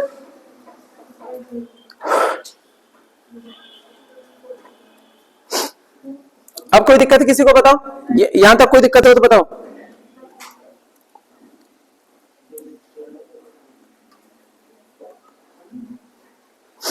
लार ग्रंथि वगैरह को आज नहीं करेंगे, नहीं तो आपके भारी पड़ जाएगा, ठीक है ना। अगली जो क्लास है ना सर, इसका तो कोई तोड़ ही नहीं है। देखो यूपी के कुछ क्षेत्रफल वगैरह थोड़ी बहुत ये, और कुछ झीलें वगैरह, मोपला विद्रोह, और आपको बता दें क्या, ये बायो वाला ये ना, विटामिन वगैरह ये कल वाला और अच्छा है। कल पेपर है ना आपका, पेपर के बाद में भी क्लास है और परसों भी क्लास है। अरे लास्ट दिन क्लास भी कर जाओगे ना, तब भी रिवाइज करने की जरूरत नहीं है, क्योंकि वो क्या है, ताजी क्लास है, तो टेंशन मत लेना, ठीक है ना। तो जो चल रहा है वो सब सही चल रहा है। आपको ये होशियारी नहीं करनी कि नहीं बैठ गए घर पे, कुछ लोग होशियार बन रहे हैं ना, उनको बनने दो, वो ज्यादा होशियार हैं, वो उनके लायक हम नहीं है, ठीक है ना। ये सारे चल रहे हैं, तो आप घर पे पढ़ोगे या हम पढ़ा देंगे तो ताजा याद रहेगा कि नहीं, ठीक, बस आपको फिक्र नहीं करनी। ये विटामिन चलेंगे, फिर आपके रोग आ जाएंगे, ये प्लीहा वगैरह, ये देखो केवल 2 क्लास है, मैं ज्यादा कर ही नहीं रहा, उसके बाद में है ही नहीं है। उसके बाद में तो करंट अफेयर आ गया, करंट अफेयर हमने पढ़ा दिया, कल भी होगी। सर आपको क्या करा दें, जो 100 वाला पेज था उसको करा देते हैं, खत्म करते हैं उसको, केवल मैं 10 मिनट लूंगा इसमें 100 वाले में। अब आप एकदम शांत रहो, चलिएगा। इधर देखो जल्दी से, बीकानेर वाले का अभी निधन हुआ है, इनका नाम क्या था, केदारनाथ अग्रवाल।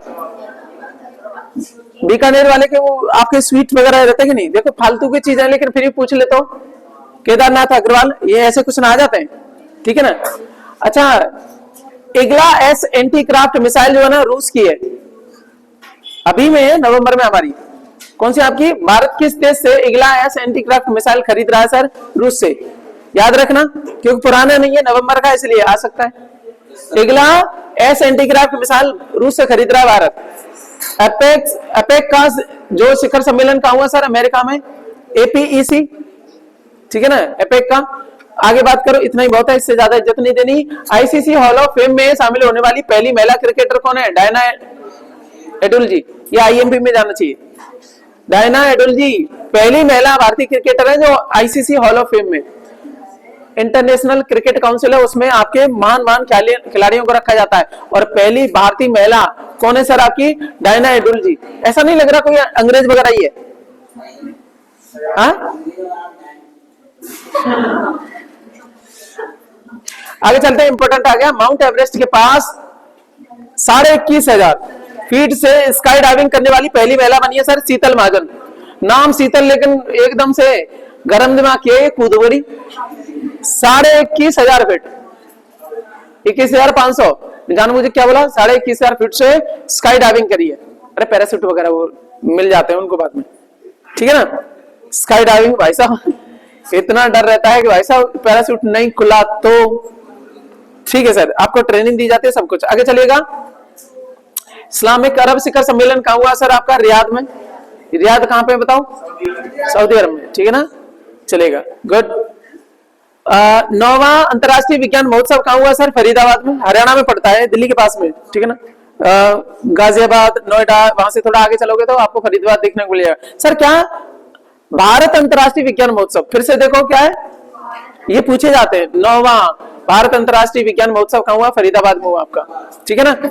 आगे चलिएगा। आपका किसे पहला life time disturbing the peace award मिला है सर, सलमान रश्दी को। ये देखो उल्टा सीधा अवार्ड है, ये मिलेगा life time disturbing the peace award.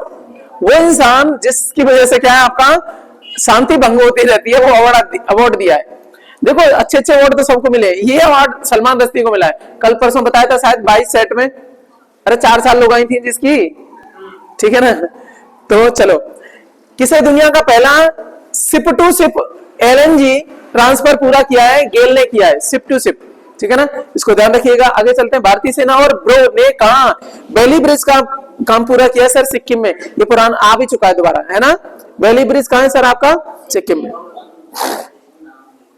Bridge का नाम है बेली ब्रिज, बेली बेली बेली बेली। अच्छा, जम्मू कश्मीर में दूसरा बेटा वो, ये सिक्किम में, वो अलग है, ये भी है, ठीक है सर,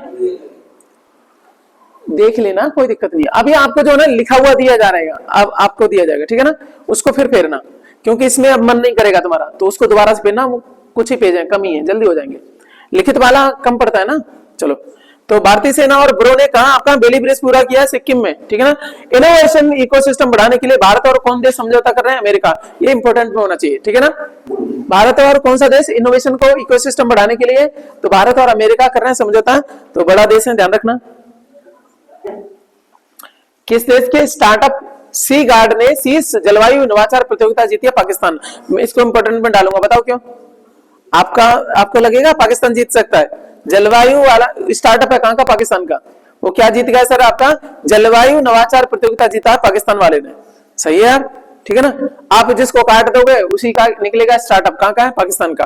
भारत और किस देश के बीच संयुक्त अभ्यास मित्र शक्ति हुआ है? श्रीलंका के बीच में। अच्छा, अभी अभी बताया था, क्या और कौन सा होता है? सिलिनेक्स, सिलिनेक्स है ना, वो भी होता है, और मित्र शक्ति भी होता है श्रीलंका के बीच में। विश्व कप में सबसे अधिक छक्के मारने वाले खिलाड़ी कौन है सर? रोहित शर्मा।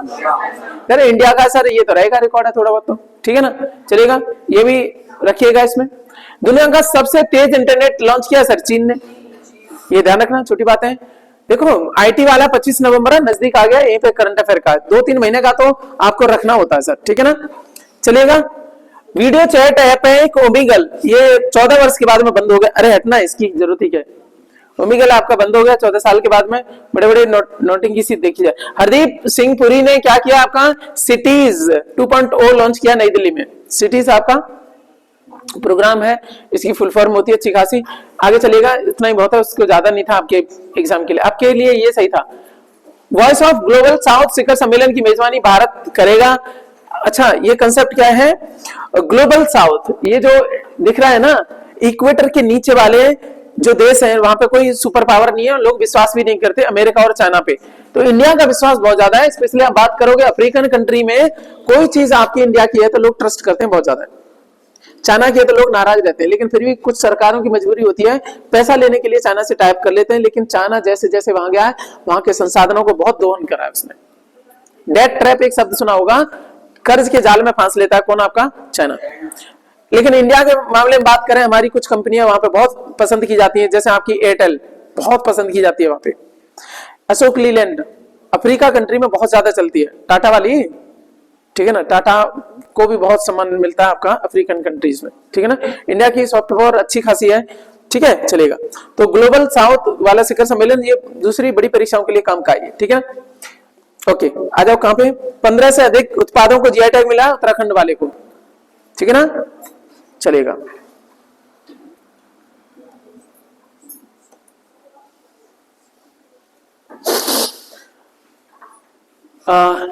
महाराष्ट्र सरकार किसे लता मंगेशकर पुरस्कार देगी? सुरेश वाडकर को। सुरेश वाडकर क्या है? संगीतकार है ना, उनको लगा लता मंगेशकर आपका पुरस्कार दिया जाएगा, और ये महाराष्ट्र सरकार देती है, ध्यान रखिएगा। इंपॉर्टेंट है अगला वाला, 23-24 में रिकॉर्ड 4,10,010 पेटेंट कराए हैं किसने? भारत ने। पेटेंट क्या होता है सर? पेटेंट क्या होता है बताओ? कोई नवाचार किया, कोई नई चीज खोजी, उस पर क्या मिलता है आपको? पेटेंट मिलता है। नहीं समझ आ रही? मान लीजिए कोई आपने नई मशीन बनाई, कोई नई चीज करी, तो उस पर पेटेंट आप क्लेम करते हो कि ये मैंने बनाया है नया, ऐसा देख लो, कहीं नहीं है दुनिया में। चेकिंग होगी, सारी चीज होगी, फिर उसको दे दिया जाएगा, चलो तुम्हें एकाधिकार मिल गया। पेटेंट का मतलब एकाधिकार नहीं होता है, वो तुमने चीज कराई है, फिर आने वाले समय में उसको, क्योंकि आपने खोजा, दुनिया को नई चीज दी, तो आपको रॉयल्टी मिलेगी, बाकी चीजें ये हैं, ठीक है ना। आप किसको देना चाहते हो उसकी परमिशन आपके हिसाब से रहेगी, क्योंकि आपका नवाचार है, आपकी मिल्कियत है, और आपके लगभग 4,10,010 पेटेंट करके भारत क्या बना, आपका नंबर 1 बना। किस देश के राष्ट्रपति के शपथ समारोह में रिजिजू गए थे? मालदीव वाला ये काम करने 41 है ना? हाँ 41,010 है, 4 लाख बोल दिया, ज्यादा इज्जत दे दी। 41,010 है, इधर से ज्यादा दिख रहा है 1 0, हो सकता है चक्कर आ रहे थे, 1 0 ज्यादा हो गया। पानी पी लो, ये कुछ ज्यादा ही नहीं कर दिया उन्हें।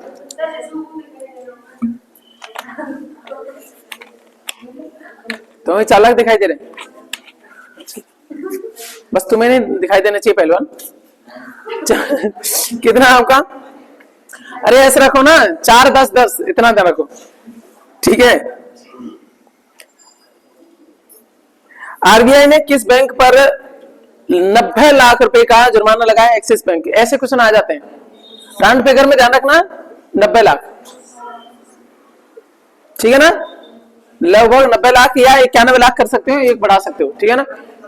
राउंड फिगर में रखो, 90 लाख रुपए का जुर्माना लगा दिया एक्सिस बैंक पे। एक्सिस बैंक जो आपके प्राइवेट बैंक है, हालांकि अच्छा काम करते हैं, लेकिन कुछ कर दिया होगा गड़बड़। किशोरों के लिए एआई चैटबॉट बोर्ड बनाने की जो सिफारिश की है, पेशकश की है, वो आपकी किसने की? आपकी गूगल ने करी है। चैटबॉट बोर्ड बनाया जाएगा जो किशोरों को हमेशा आपकी बात करेगा उनसे, देखो ऐसे नहीं करते, ऐसे नहीं करते, बातें करेगा, तो नई चीजें लॉन्च करेगा ये आपका गूगल जो भी है, व्हाटएवर। पेंडो सांचेज आपके प्रधानमंत्री बने स्पेन के, नवंबर में बने पेंडो सांचेज, ठीक है ना, याद रह जाए, ठीक नहीं तो गोली मारो। यहां आ जाओ सर, यहाँ पे कहा नई गेको की प्रजाति खोजी गई है? ये पुराना भी आ चुका है, आ चुका है ना सर। आपको बता दें गेको क्या है? उड़ने वाली छिपकली है सर, उड़ने वाली छिपकली की ही प्रजाति है गेको। गेको क्या है? उड़ने वाली छिपकली की प्रजाति है। कहां है सर? आपके मिजोरम में, ठीक है ना, छिपकलियां मिजोरम में। चलो, वैश्विक मत्स्यिकी सम्मेलन 2023 कहां हुआ सर? अहमदाबाद में। मत्स्यिकी बोले तो मछली वाला, वो सम्मेलन अहमदाबाद वाले क्या कर रहे हैं? मछली का सम्मेलन कर रहे हैं। चलो आगे। हॉकी इंडिया सीनियर पुरुष राष्ट्रीय चैंपियनशिप कहां शुरू हुई? चेन्नई में। अरे होती रहती है। तो बंगाल की खाड़ी में उत्पन्न हुआ है तूफान जिसका नाम क्या है? मिदली। मिदली का जो नाम है वो कहां से टकराया सर? मिदली बांग्लादेश से। मिदली बांग्लादेश से टकराया, ठीक है ना। टकराएगा नहीं, टकरा चुका, ये नवंबर की बात है, टकरा चुका। मिदली कहां से टकरा चुका? बांग्लादेश वालों से, ठीक है ना। दुबई एयर शो में प्रतिनिधित्व किया अजय भट्ट ने, इनको रहने दो। आगे चलो, यहाँ पे अंतर्देशीय मछली पालन में पहला स्थान प्राप्त किया है मध्य प्रदेश। तुमसे किसने कहा मछली जो नहीं पालता उत्तर प्रदेश? सर मछली तो उसके उसमें किसमें सिंबल में है ना, उत्तर प्रदेश के जो सिंबल है ना गवर्नमेंट का आधिकारिक, उसमें मछली और धनुष और बांड भी है ना। तो ये याद रखना, ये पूछा जाता है एग्जाम में कई बार, ठीक है ना। हाँ 2 मछली तेरा थूतरा ए इधर। अंतर्देशीय मछली पालन का मतलब क्या हो गया सर?